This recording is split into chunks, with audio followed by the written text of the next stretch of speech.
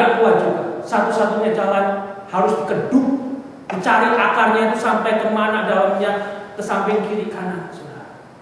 Ada satu bagian sebetulnya saya dan saudara juga harus masuk kepada firman Tuhan yang akan membuat hidup kita ini berakar di dalam Kristus melalui firman-Nya.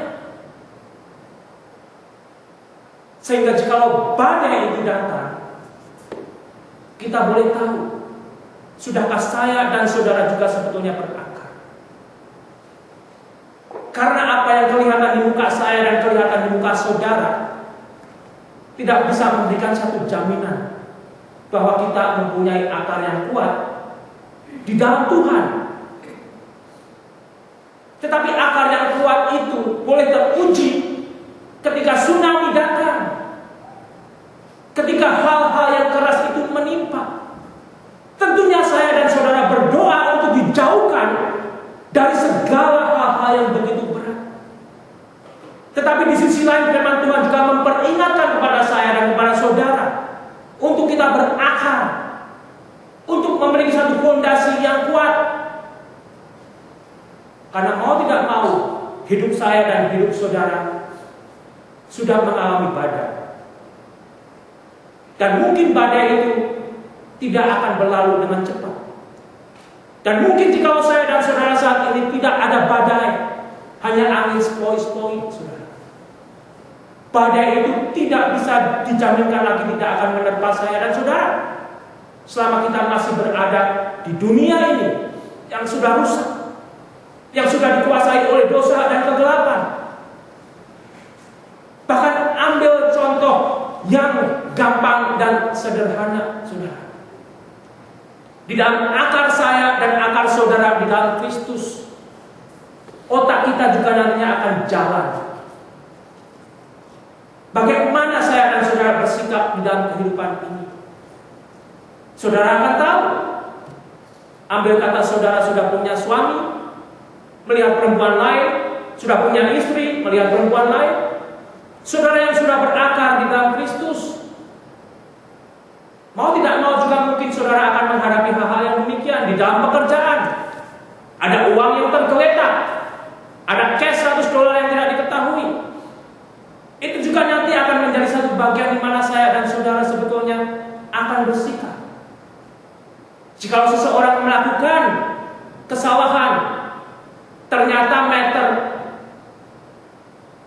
gas saudara atau listrik saudara itu nggak benar, saudara pakai terus, tapi kok bilnya nol terus. Di situ pun saudara akan sadar ada yang tidak beres, sehingga saudara tidak akan memakai satu kesempatan yang mana yang saya tahu, saudara tahu itu kita biarkan. Oleh karena itu negara ini mungkin saat ini rontok, saudara. Kebaikan yang ditawarkan oleh negara ini disalahgunakan. Bahkan di tempat saya kerja juga di sana dikatakan oleh seorang tukang jahit yang geleng-geleng kepala juga, itu mering-mering itu kalau beli jaket, tagnya nggak mau dilepas. Nanti kalau sudah selesai dibalikin lagi. Itu mungkin hanya satu gambaran, saudara. Salah satu sisi Amerika rontok saat ini. Satu kesempatan yang baik kita gunakan dengan salah. Tapi kembali, jika saya dan saudara boleh berakar dan bertumbuh di dalam Kristus dan dibangun di dalam firman Tuhan, mungkin saya dan saudara yang melakukan hal-hal demikian, kita boleh disadarkan saat ini. Saya boleh berubah, saudara boleh berubah, untuk tidak lagi kita lakukan. Kebaikan negara ini sebetulnya banyak bisa kita nikmati dan sudah mulai hilang. Mungkin karena orang-orang Kristen juga moralnya tidak bertumbuh dan berakar di dalam Tuhan. Jikalau saya dan saudara adalah bagian daripada orang-orang tersebut, biarlah kita diberikan kesempatan untuk bertobat dan berubah, saudara. Saudara tidak tahu saya tidak tahu saudara, hanya kembali firman Tuhan itu dilemparkan kepada kita masing-masing, kepada mereka yang mendengar. Dan dari situ saudara, kita pun juga diingatkan, hendaklah kamu bertambah teguh dalam iman yang kita terima melalui firman Tuhan. Bukan imannya Yongkicho, bukan imannya pendeta-pendeta lain, guru-guru lain yang tidak menurut Alkitab.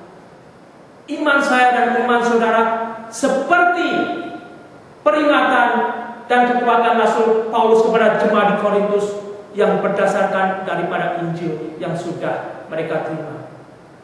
Kita lanjutkan seperti dari Roma pasal yang ke-10 itu. Iman kita bertumbuh karena kita membaca, mendengar firman Tuhan yang saudara dan saya harus senantiasa pelihara. Kembali bukan hanya untuk dimengerti, tetapi untuk meminta pertolongan Roh Kudus itu saya dan saudara mau dirubah. Terkadang begitu sakit, tidak sesuai dengan kerinduan kita. Tapi disitulah sebetulnya saya dan saudara akan dikokohkan. Sehingga dari sini saudara akhirnya saya dan saudara boleh diingatkan untuk bisa akhirnya mengucap syukur, saudara. Mengucap syukur bukan dengan hal-hal seperti orang di luar Tuhan yang hanya bisa bersuka jika mereka mendapatkan sesuatu yang indah. Tetapi sebagai orang Kristen kita diingatkan untuk tetap bisa mengucap syukur karena Tuhan itu begitu baik. Dan di dalam Yesus itu saya dan saudara diberikan satu kekuatan dan pengharapan, yang mana sebetulnya firman Tuhan juga mengingatkan saya, rumah kita yang kita tempati saat ini hanyalah sementara. Kita bagikan pengembara yang merindukan rumah, tanah air yang baru yang abadi, yaitu surga di mana Yesus berada. Sehingga kembali saudara, jika saya dan saudara hanya merindukan sesuatu yang terbaik terjadi dan terjadi di dalam kehidupan ini, mungkin kecewa dan kecewa akan kita alami, karena kembali dunia ini gelap. Saya dan saudara tetap berdoa agar kebaikan yang terbaik itu boleh terjadi. Tetapi pengharapan yang sejati, pengharapan yang bisa membuat saya dan saudara mengucap syukur jika kita bisa melihat anugerah Tuhan yang sudah menjanjikan pengharapan surgawi. Sehingga kembali saudara dari sini kita boleh melanjutkan agar saya dan saudara dan mereka juga sebetulnya agar berhati-hati untuk tidak tertawan oleh guru-guru palsu yang begitu pandai berbicara, yang begitu seolah-olah memiliki wejangan yang tinggi, yang begitu seolah-olah memiliki higher spiritual life, yang mungkin saat ini bisa saudara dapatkan di televisi. Banyak saudara. Tetapi kuncinya kita diberikan oleh firman Tuhan, tetapi tidak menurut Kristus. Itu yang saudara harus temukan. Tetapi yang tidak menurut Kristus. Jangan saya dan saudara mau tertawan. Kemarin juga di tempat Pak Andi, sejenak saya melihat televisi, ada yang baru naik sebagai guru, self teacher, spiritual teacher. Hati-hati. Mereka mungkin laku di dunia, tetapi saudara harus mengecek apakah perkataannya di situ sesuai dengan satu kehidupan di dalam Kristus atau tidak, atau hanya satu hikmat manusia. Kalau kita kembali saudara melihat dari Yakobus,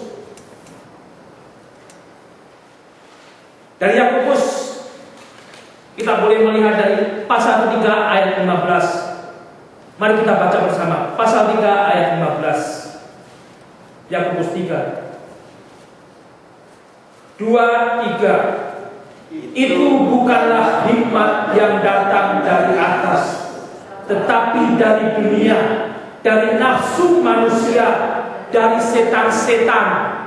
Saya mengajak saudara membaca ini supaya saudara juga boleh mendapatkan satu pertolongan bagaimana memisahkan apa yang saya dan saudara dengar. Adakah itu datangnya sesuai dengan firman Tuhan, atau itu